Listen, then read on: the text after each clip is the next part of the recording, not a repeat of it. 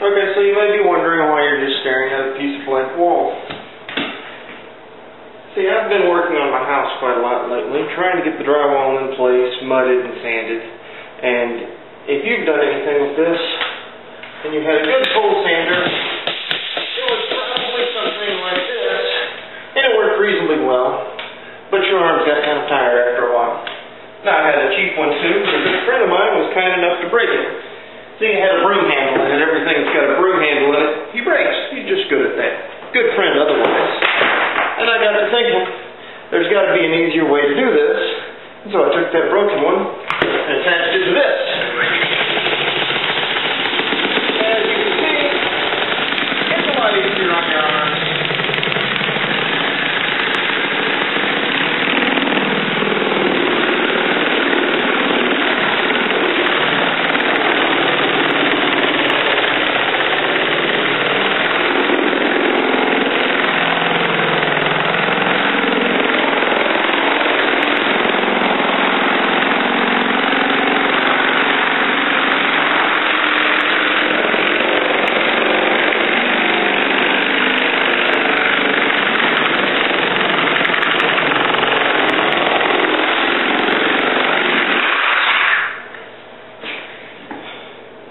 See, that makes quite a little bit of difference